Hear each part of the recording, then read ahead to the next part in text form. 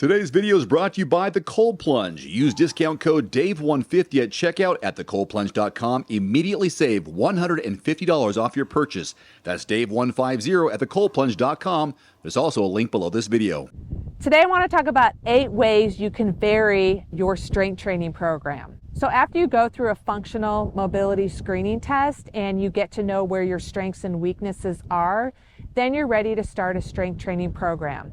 There's 4 main phases of an annual plan that you could put together for yourself, including mobility, stability, all the areas between your hips and shoulders, and then you kind of advance that into going to a maximum strength phase. From the maximal strength phase, you go to a more of a force power phase where you're adding more plyometric type movements.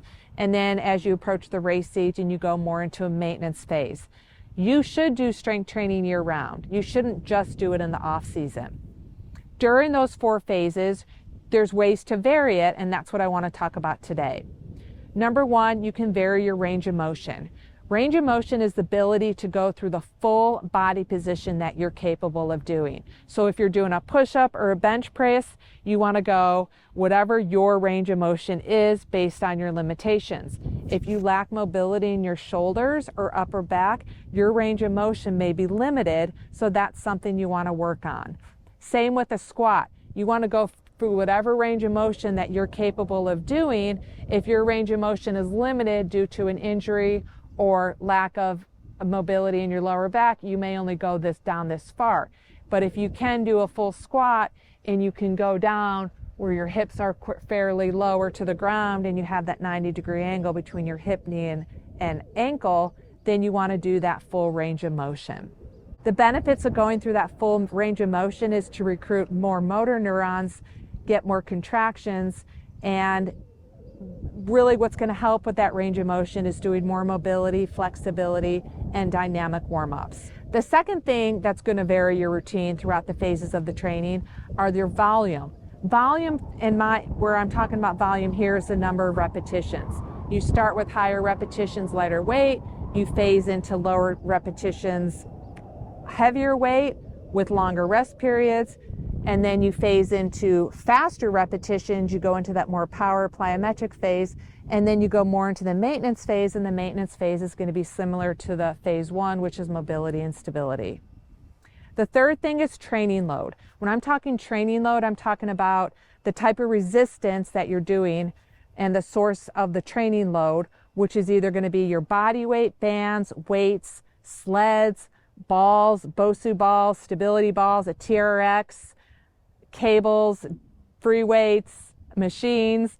There's so many ways to add load and intensity to that program, and that could change over the plan, or you can just stick to whatever load you're going to use, whatever resistance you're going to use, and you can just vary your program by the number of reps and sets that you do.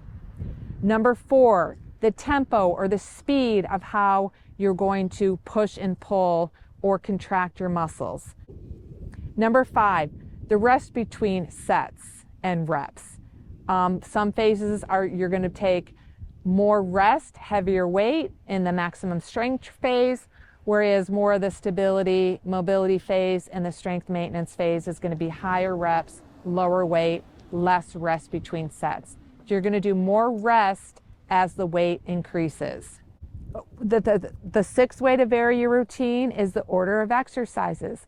I'd like to start with large muscle groups, chest, back, quads, glutes, hamstrings, and then go into the smaller exercises or smaller body parts, shoulders, biceps, triceps, calves, stabilizers. I like to do last. You don't want to fatigue those stabilizers because you need those to assist you in the larger muscle groups. Number 7, the density of your plan is the volume, sets, reps, and the order of what you're doing. And to add more density, you can do what's called a superset, where you can do 2 back exercises like a pull-up and then a row. Both target your back, but you do those back to back without any rest in between. That's going to increase or change the density of your program.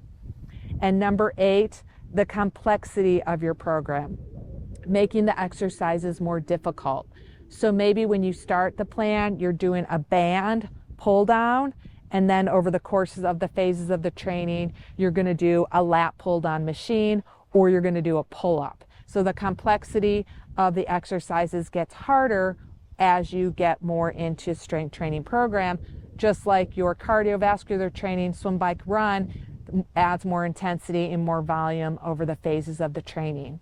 Dave Erickson from Endurance Hour has hundreds of videos demonstrating certain movements, certain supersets, Endurance Hour YouTube channel, and I use those YouTube channel video demonstrations within our other programs on Training Peaks to give people examples of movements that are more basic and something that they can apply right away until they learn more and kind of advance themselves through the phases of the strength training. If you have any questions about it, feel free to comment below. Check out our programs on Training Peaks. Join our T2 Endurance Facebook group. And I hope you make it a great day. Today's video is brought to you by the Cold Plunge. Use discount code DAVE150 at checkout at thecoldplunge.com. Immediately save $150 off your purchase. That's DAVE150 at thecoldplunge.com. There's also a link below this video.